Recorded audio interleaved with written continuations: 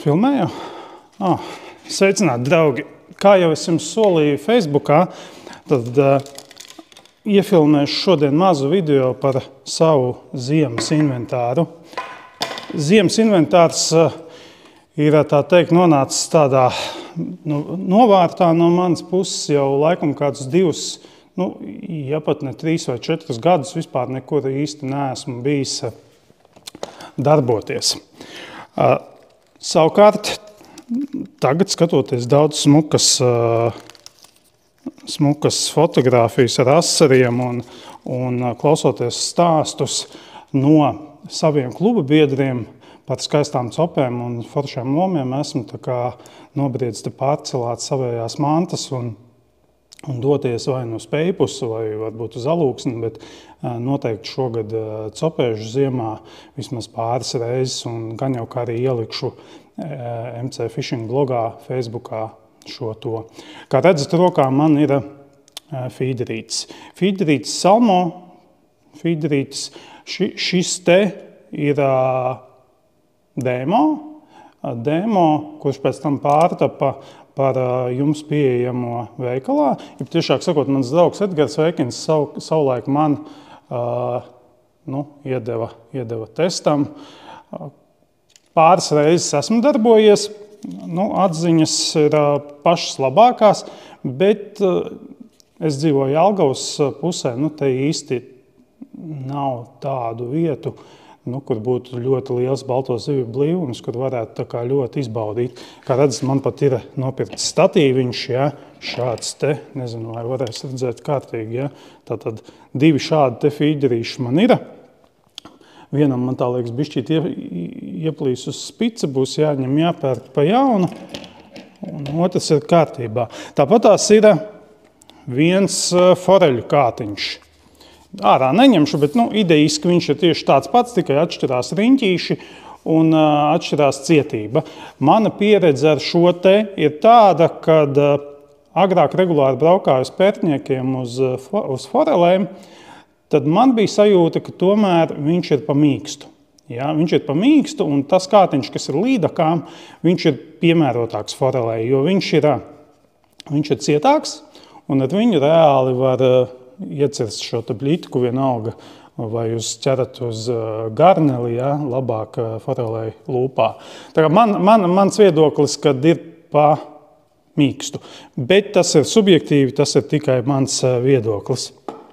Ikdienā, tad, ja mēs runājam par urbiem, urbis man ir Heinola ar maināmajām galvām. Nezinu, vai varēs redzēt, pietuvināšu. Kā redzat, vēl viss vienās zirnekļu tīklos. Tiešām nav aiztikts. Izmantoju 2 galvas.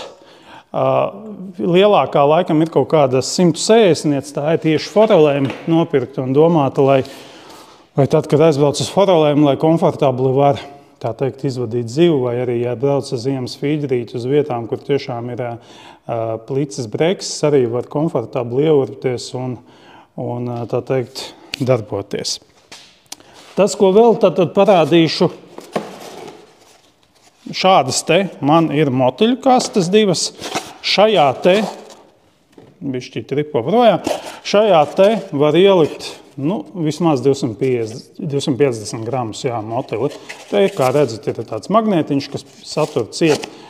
Vienmēr cenšos ieklāt iekšā salveti, lai tā kā vienkāršāk ir kopt šo te pašu kasti.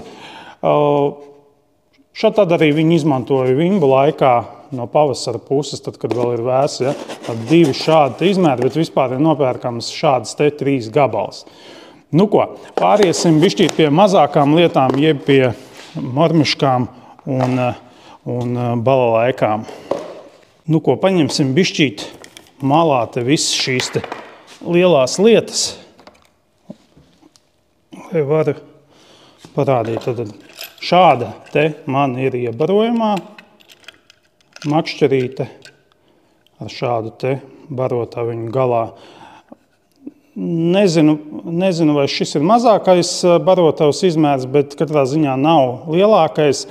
Pīricis esmu pie agra ziediņa, Vai tagad var nopirkt, godīgi sakot, nezinu, bet es domāju, ka sportistiem šī te ir neatņemama copes sastāvdaļa, un tad jau gan jau, kad ir veikalos nopērkams. Ja? Bet es tātad izmantoju šādu te, var ielikt nedaudz barības, vairāk tomēr piemērota viņa ir, lai jūs iebarotu dzīvo ēsmu.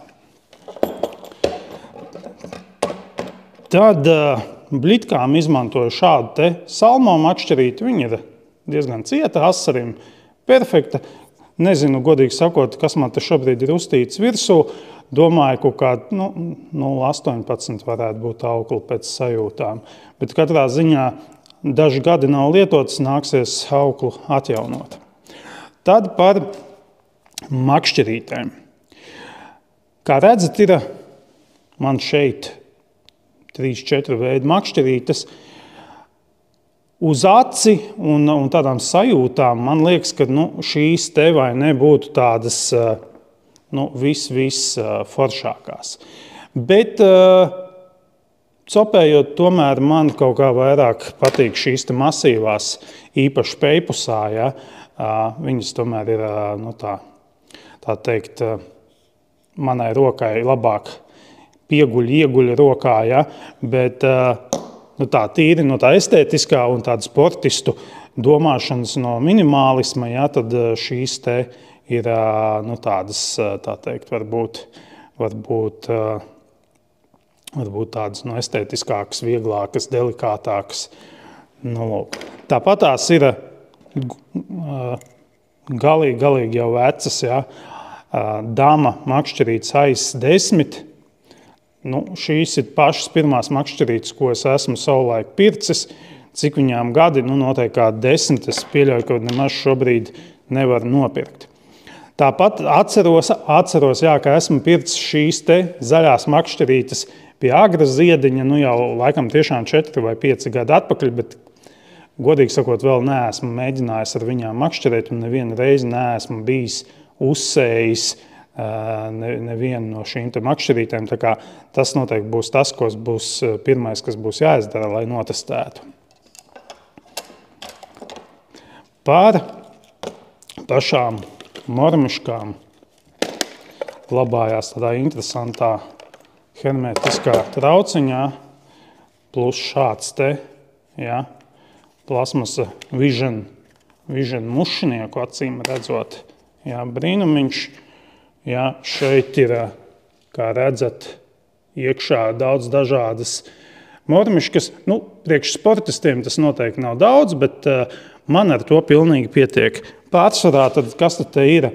Ir tulas, saucamās mormiškas, ir kaut kādas daži veidi diskobumbas, un, nezinu, no Lietuvas caur Lietuvas sportistiem pirktas mazas miniatūras mormiškas. Ja jūs jautāsiet par to atšķirību, kas ir veikalā un kas ir, tā teikt, pieejams pie sportistiem, tad tā galvenā atšķirība ir āķu asums un šī te kvalitāte tieši āķim pašam kā tādam.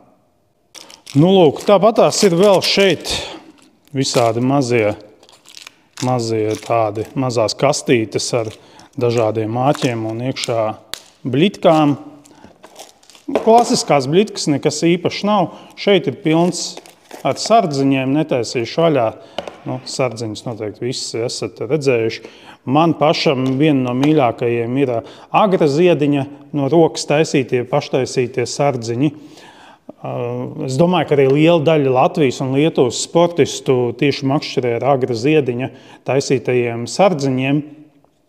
Viņi tiešām ir viena no labākajiem, un ja vien pie agra aiziet uz veikalu un aprunājās, tad viņš ir gatavs, vismaz agrāk viņš tā darīja, kad ja palūdz un nopērk visu komplektiņu makšķere, mormiška, aukla, tad viņš veikalā arī šos te sardziņus piedzina klāt pie konkrētas mormiškas, ja, un tā es savulaik arī darīju, ja, kad es pirku mormišku un pie viņas pirku sardziņu.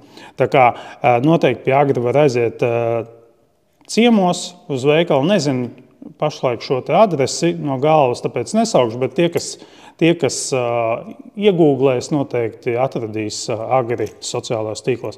Tāpat tās ir visādas bļitkas, es pat nezinu, kas šie te skaitās kaut kādi balansieri, pēc nosaukumiem tiešām nezinu.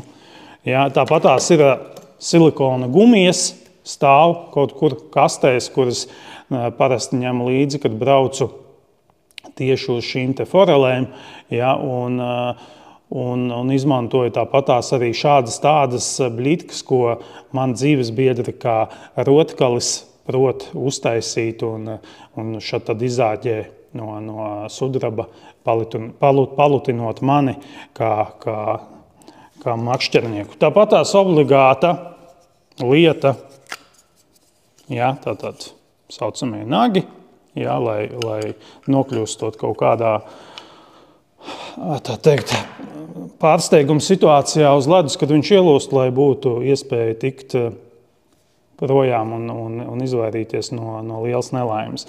Nu, lūk tā, protams, kad ir vēl kaudz visādu lietu, ragaviņas, plasmasa vanniņas, ja, kas ir priekš šīs ziemas copes, par to šoreiz nē, bet tad lūk šādi te ātros soļos par manu inventāru. Ja tev rodās jautājumi par to, kur iespējams kaut ko var atrast tirgu un nopirkt, vai vienkārši kaut kādi ieteikumi, tad noteikti iekomentē komentāros un, protams, abonē manējo MC Fishing YouTube kanālu un seko viņam līdzi. Čau, tiekamies pie ūdeņiem!